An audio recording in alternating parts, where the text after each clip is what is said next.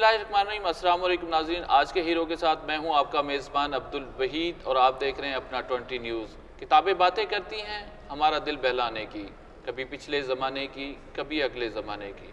आज हमारे साथ जो हीरो मौजूद है उसने बहावलपुर में रहते हुए एक किताब लिखी जिसका मौजू है तरबियत औलाद। इनसे हम बातचीत करेंगे और प्रोग्राम का आगाज़ करेंगे। हमारे साथ जो मेहमान मौजूद हैं उनका नाम है मोहम्मद मोइन अफजल।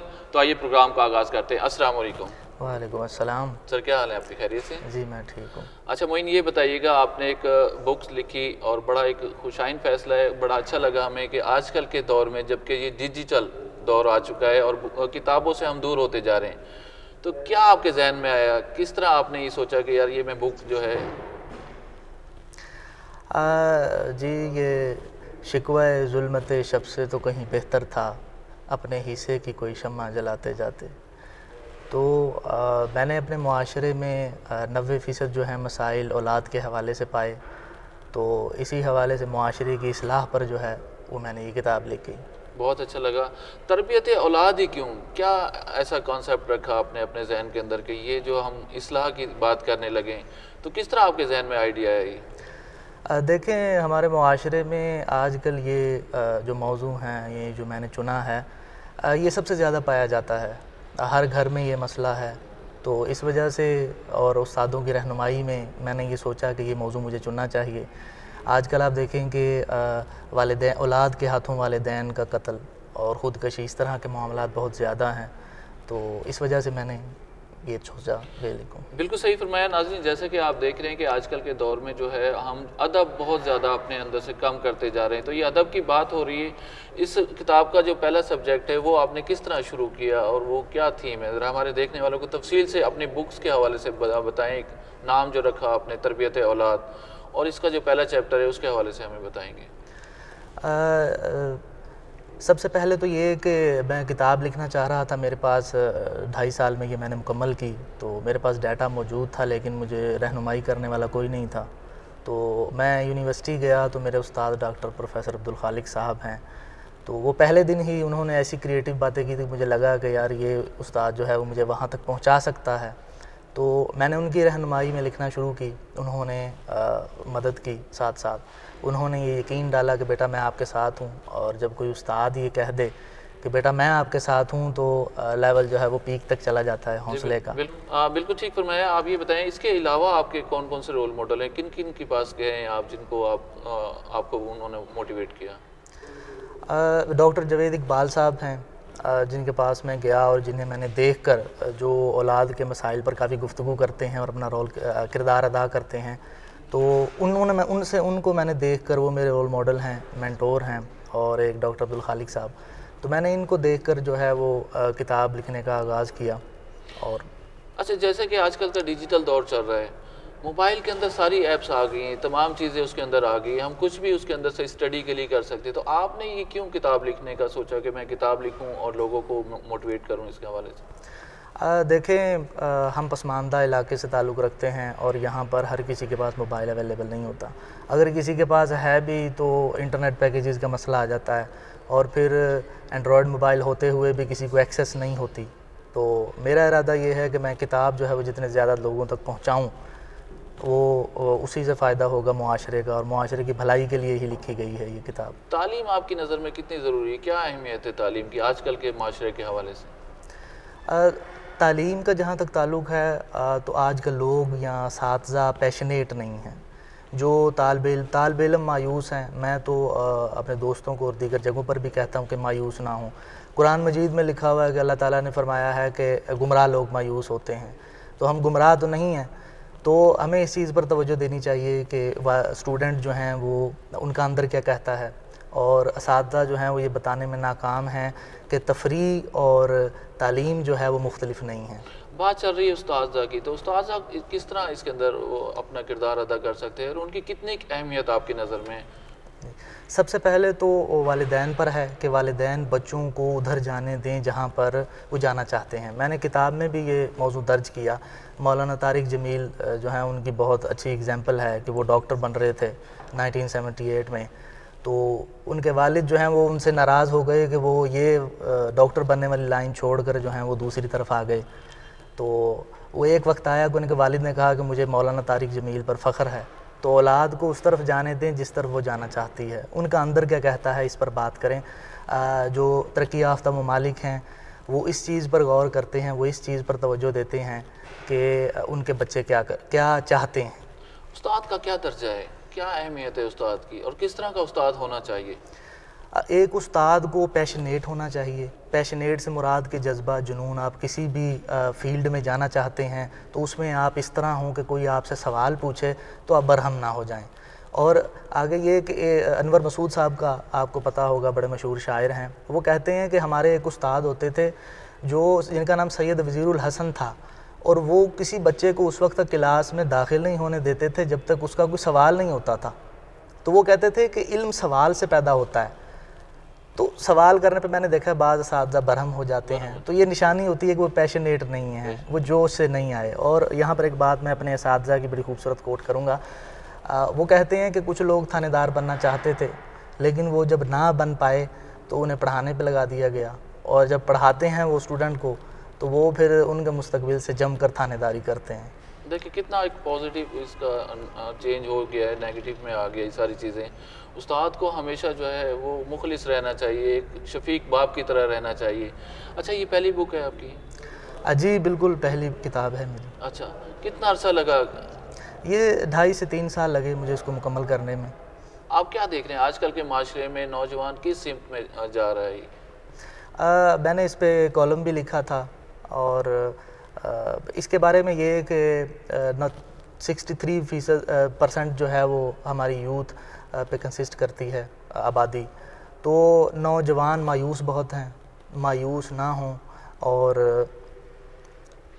ٹائٹل آپ نے رکھا تربیت اولاد، تو ہمارے دیکھنے والوں کو تھوڑا سا کلیئر کریں کہ آپ نے یہ جو موضوع رکھا ہے اس کو کس طرح ہم تربیت کر سکتے ہیں اپنے بچوں کے آنے والے دور میں، جبکہ اتنی یہاں پہ جدت آ گئی، ڈیجیٹل دور ہو گیا ہے، ہم آج کل کے دور میں اپنے بچوں کو کس طرح سے موٹیویٹ کر سکتے ہیں؟ جی میں آپ کو اس کا جو ہے جواب ایک شعر سے دینا چاہوں گا۔ ہوں چراغ داغ بنا ہوا سر شام جلتا ہوں شوق سے، میرے پاس آئیں گے وہ کبھی جنہیں سحر کی تلاش ہے۔ کیا کہنے؟ تو کتاب کا جو ہے وہ رجحان ختم ہو رہا ہے، ہمیں اپنے معاشرے کو اس طرف لانا ہے۔ اور جیسا کہ میں نے ذکر کیا کہ موبائل ہر کسی کے پاس اویلیبل نہیں ہوتا، آج کل میں دیکھ رہا ہوں کہ آنکھوں کا کینسر بہت زیادہ بچوں میں پھیل رہا ہے، تو کس وجہ سے؟ موبائل کی وجہ سے۔ تو ایک پائیدار چیز آپ کے ہاتھ میں ہو اور آپ پڑھ رہے ہوں تو بہت اچھی بات ہے۔ جی بالکل، اچھا، بالکل درست فرمایا آپ۔ جیسے کہ ہم بات کر رہے ہیں تربیت اولاد، ٹائٹل آپ کا جو ہے نا بک کا، کس طرح آپ اس کو بیان کر سکتے ہیں؟ تربیت ہم کہاں سے درست کر سکتے ہیں؟ اور یہ آج کل کا جو دور ہے، جدت آ چکی ہے، اس میں کیا آپ دیکھ رہے ہیں والدین کس طرح تربیت اپنی اولاد کی کر سکتے ہیں؟ دیکھیں سب سے پہلے تو والدین کا میں کہوں گا کہ ماں جو ہے وہ نسلوں کی تربیت کی ذمہ دار ہوتی ہے۔ اور اشفاق احمد صاحب کا میں ذکر کروں گا۔ اشفاق احمد صاحب کہتے ہیں کہ میں نے اپنی والدہ سے کہا کہ ماں میں سچ لکھنا چاہتا ہوں، تو انہوں نے مجھے نصیحت کی کہ بیٹا اپنے بارے میں سچ لکھنا، کسی کے بارے میں بول کے اس کی زندگی خراب مت کرنا۔ تو ایک تو یہ بات ہوگی۔ دوسری یہ کہ ڈاکٹر جاوید اقبال صاحب نے اپنی والدہ کا ذکر کیا، بہت سارے اور اساتذہ سے میں ملتا ہوں، وہ بتاتے ہیں کہ قاسم علی شاہ کا میں بتاتا ہوں، وہ کہتے ہیں کہ میں نے بہت سارے کامیاب لوگوں کے انٹرویو کیے، بڑی تعداد میں لوگوں نے اپنی کامیابی کو اپنی ماں کی تربیت بتایا، مطلب انہوں نے، ان کی والدہ نے ان کی تربیت اچھی کی جس کی وجہ سے وہ اس مقام پر تھے۔ کیا کہنے، یعنی کہ آپ کے کہنے کا مطلب یہ ہے کہ پہلی ہماری درس کا جو ہے وہ ماں کے پاس ہے۔ اگر والدہ جو ہے اپنے بچوں کو صحیح طریقے سے گائیڈ کرے تو وہ ایک اچھا معاشرے کے اندر اس کا مقام بن سکتا ہے۔ جی بالکل، یہاں پر ایک میں اور ڈسکس کرنا چاہوں گا کہ ایک ڈاکٹر تھے جو بکس آج کل لکھتے ہیں اور جن کی ڈاکٹر بکس پڑھ کر ڈاکٹر بنتے ہیں، تو وہ اپنی والدہ کا بتاتے ہوئے رو پڑے کہ ایک وقت تھا کہ میں چھوٹا تھا اور میری والدہ جب میں اسکول سے آتا تو میرا سبق سنا کرتی تھیں، تو وہ اگر میں بھول جاتا تھا تو مجھے اسٹک سے سزا دیتی تھی۔ تو وہ کہتے ہیں کہ جب میں ڈاکٹر بن گیا اور مجھے پتہ چلا کہ میری ماں پڑھی لکھی نہیں تھی، وہ تو اردو بھی نہیں جانتی تھیں، وہ تو مجھے ایک عظیم انسان بنا رہی تھیں. تو یہ تربیت ہمارے گھروں میں ہونی کیا چاہیے. کہنے ناظرین، جیسا کہ آپ نے دیکھا کتنا ایک اچھا میسیج انہوں نے دیا کہ والدہ جو ہے وہ بالکل ان کے پاس تعلیم نہیں تھی، لیکن تھوڑی سی سختی کرنے کی وجہ سے وہ اس کا جو اولاد ہے وہ ڈاکٹر بن گیا. بہت ایک اچھی بات کی. کسی نے ڈی موٹیویٹ کیا آپ کو کہ نہیں کتاب آپ لکھ رہے ہیں، کوئی ایسا نہیں ہے؟ جی دل بالکل. آزاری ہوئی کبھی آپ کی ایسے کوئی؟ زندگی میں اب تک تو کافی لوگوں نے کیا، لیکن کتاب کے حوالے سے 2-3 نے کیا. اور یہاں پہ میں ذکر کروں گا، کچھ لوگ ہوتے ہیں معاشرے میں، لیکن میرے استاد کہتے ہیں کہ ہمیشہ وہ آدمی تنقید کرتا ہے جس کے پلے کچھ نہ ہو. اچھا، اپنی فیملی کے اندر آپ نے بک انٹروڈیوس جب کروائی تو ان کا کیا رسپانس تھا؟ کیسا لگا گھر والوں کی جانب سے یا امی ابو کی جانب سے کہ آپ نے کتاب جو لکھی ہے؟ جی بالکل. میرے بڑے بھائی ہیں، والدہ ہیں، وہ بہت خوش ہوئیں. یقیناً اولاد کے اگر اس طرح کا کام کرے تو والدین خوش ہوتے ہیں. سب سے زیادہ میرے اساتذہ خوش ہوئے، میرے دوست خوش ہوئے. ہمارے دیکھنے والوں کو تھوڑا سا یہ بتائیں کہ تربیت کے جو مین کچھ پرپز ہوتے ہیں وہ کیا آپ کی نظر میں، کس طرح آپ ان کو موٹیویٹ کر سکتے ہیں ہمارے دیکھنے والوں کو؟ دیکھیں، سب سے پہلے یہ کہ جو والدین ہیں ان کو پورے اعتماد ہونا چاہیے. اور پورے اعتماد والدین کی خصوصیات کیا ہیں کہ وہ گڑے مردے نہیں اکھاڑتے. آپ نے دیکھا ہوگا گھروں میں 10 سے 15 سال پہلے کی باتیں ہو رہی ہوتی ہیں. تو یہ ایک پڑھے لکھے معاشرے یا پڑھے لکھے گھرانے میں اس طرح کا نہیں ہوتا. وہ بچوں کی خوبیوں کو اپنے ذہن میں رکھتے ہیں اور ان کو پروموٹ کرنے کے لیے، ترقی دینے کے لیے یہ گفتگو کرتے ہیں. آپ قاسم علی شاہ صاحب، ڈاکٹر جاوید اقبال صاحب کے لیکچر اٹھا کر دیکھ لیں، وہ یہی اسی چیز پہ زور دیتے ہیں کہ آپ بچوں کو پروموٹ کریں. اور کچھ عادات ہیں، میں ان کا ذکر کر دیتا ہوں، جن کے بارے میں بڑے بڑے موٹیویشن سپیکر کہتے ہیں کہ اپنی اولاد کو اگر آپ چاہتے ہیں، جیسے وہ میں نے بک کے اوپر بھی دیا کہ چاہتے ہو کہ تمہاری اولاد تمہارے لیے سکون کا باعث بنے تو اپنی اولاد کو اچھے اخلاق سکھاؤ، اگر تم چاہتے ہو کہ تمہارا نام باقی رہے. آپ بالکل ٹھیک فرمایا. اولاد کی اگر سمت ٹھیک نہیں ہے، وہ یعنی کہ اپنی ڈگر پہ نہیں چل رہے، تو کس طرح والدین جو ہے وہ ان کو صحیح سمت میں لے کے آ سکتے ہیں؟ اس کے لیے کچھ عادات ہیں. مثلاً کہ آپ کے گھر مہمان آیا ہے تو آپ اس کے جانے کے بعد اپنی اولاد سے اس کی مطلب کوئی خامی ظاہر نہ کریں. آپ کے بہن بھائی آپ کے گھر آتے ہیں، آپ جانے کے بعد ان کی خامی ظاہر نہ کریں. تو یہ مین چیزیں ہیں جن کو ہمیں دیکھنے کی ضرورت ہے. تربیت اولاد میں یہ شامل ہونی چاہیے. یعنی کہ ہمیں اپنی اولاد کو جو ہے نا اعتماد میں رکھنا چاہیے، ان کا جو حوصلہ افزائی کرنی چاہیے. جی بالکل. قاسم علی شاہ کہتے ہیں کہ آپ اولاد کے ساتھ اعتبار والا رشتہ بنائیں. مطلب کہ آپ انہیں کہیں کہ جھوٹ نہیں بولنا اور آپ خود بولیں تو کیا وہ سیکھیں گے؟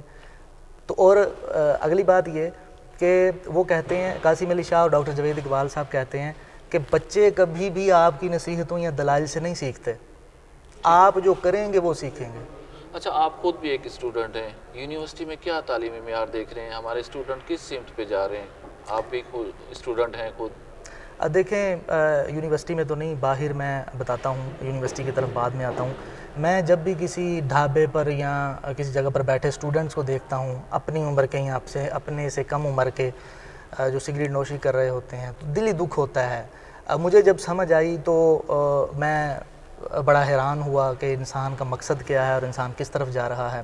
اور یہ کتاب لکھنے کا عمل بھی جو ہے ایک اساتذہ نے ہی متعارف کروایا. اساتذہ کے ساتھ آپ کو اٹیچ رہنا چاہیے. اور مین بات یہ کہ آپ نے پوچھا یونیورسٹی میں بہت سارے طالب علموں کو یہ اساتذہ بتانے میں ناکام ہیں کہ بیٹا آپ یہاں پر کیا کرنے آئے ہیں، آپ نے یہاں سے کیا کرنا ہے. ہم ڈگری کا بوجھ تو ڈال رہے ہیں، لیکن ہنرمند افراد جو ہیں ان کی کمی ہے ہمارے معاشرے میں. تو ہمیں چاہیے کہ ہنرمند افراد کی جو ہے وہ تعداد بڑھائیں، بجائے اس کے کہ ڈگری زیادہ لوگوں کی. اور پیشنیٹ نہیں ہے، پیشنیٹ ہونا چاہیے سب سے پہلے اساتذہ کو. میں نے جیسے گفتگو کیا، سوال پوچھنے پر برہم ہو جانا، جائز سوال بھی نہ دینا. تو اس طرح جس معاشرے سے سوال کی قوت جو ہے وہ چھین لی جائے، وہ معاشرہ آگے نہیں بڑھ سکتا. اچھا، والدین جو ہے اپنی اولاد کے لیے کچھ نہ کچھ چھوڑ کے جاتا ہے، جائیداد، پیسہ، دھن دولت. آپ کی نظر میں کیا اس کے علاوہ بھی کچھ ایسا ہے والدین کے پاس جو اپنی اولاد کو وہ اثاثہ دے سکے؟ جی بالکل. میں کہتا ہوں کہ آپ کچھ بھی نہ چھوڑ کر جائیں، اچھی تربیت، اچھی عادات چھوڑ جائیں. اب میں یہاں پر ایک مثال دوں گا حضرت عمر بن عبدالعزیز کی. حضرت عمر بن عبدالعزیز وہ تھے کہ جب اقتدار میں نہیں آئے تھے تو ان کے سامان زیب تن اور دیگر سامان کئی اونٹوں پر آتا تھا اور وہ شاہانہ زندگی گزار رہے تھے. لیکن جب اقتدار میں آئے تو سب کچھ بیت المال کی نظر کر دیا، اور یہاں تک یہ کہ اپنے پہننے کے لیے ایک سوٹ رکھا.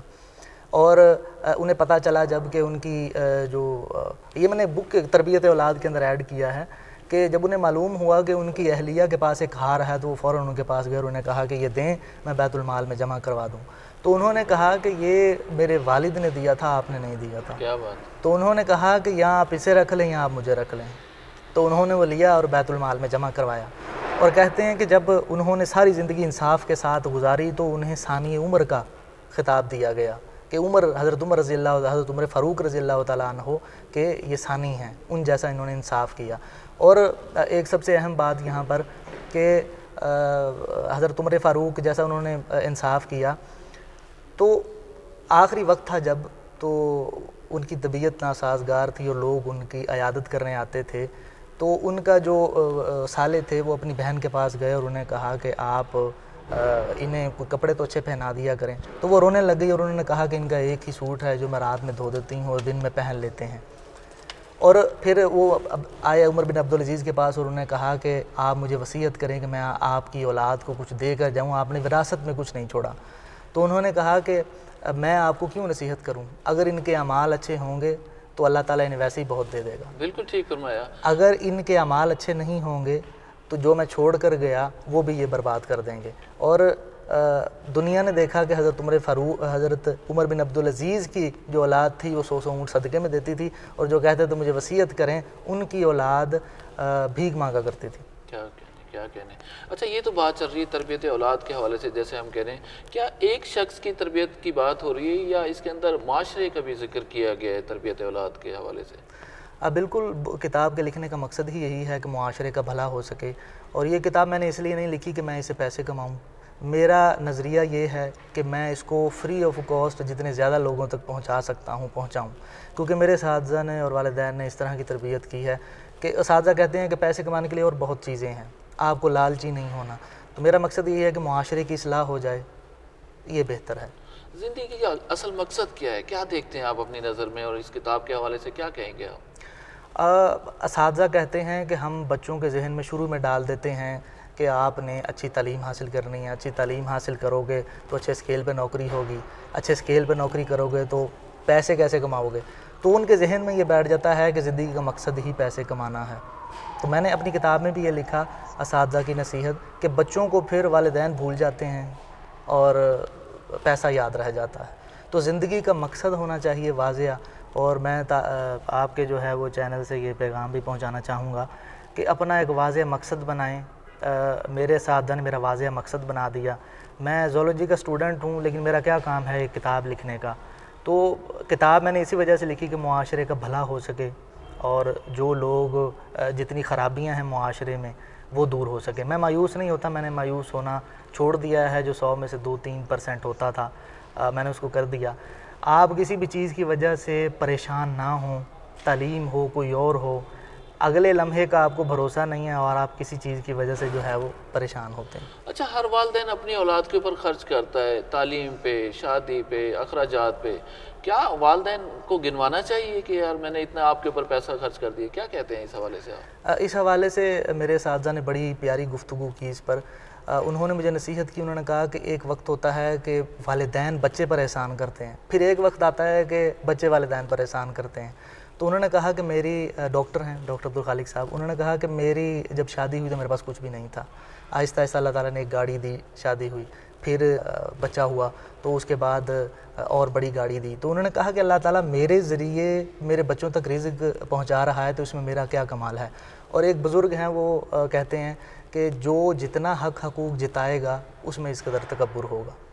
اچھا کتاب آپ سے کس طرح حاصل کر سکتے ہیں؟ ہمارے ناظرین کو، دیکھنے والوں کو یہ بتائیں گے کس طرح آپ کے ساتھ وہ جڑ سکتے ہیں اور آپ کے ساتھ جڑ کے بھی کام کرنا چاہتے ہیں. لوگ جیسے آپ کو دیکھ کے لازمی سی باتیں متاثر ہوں گے، تو کیا ذرائع ہیں اس کو آپ تک پہنچنے کے لیے، اور کانٹیکٹ نمبر یا کیا طریقہ کار ہے وہ؟ جی میں یہ کہنا چاہوں گا کہ یہ کتاب میں نے تھوڑی سی کاپیز چھپوائی تھیں اور میں اس کی زیادہ ارادہ رکھتا ہوں. اور مارکیٹ میں تو وہ پھر بیچنے والا ہو جاتا ہے، لیکن یہ ہے کہ میں کوشش کر رہا ہوں کہ مارکیٹ میں یہ رکھی جائے اور اس پر کوئی اضافی جو ہے وہ ٹیکس ہیں یہ وہ چیز نہ لی جائے.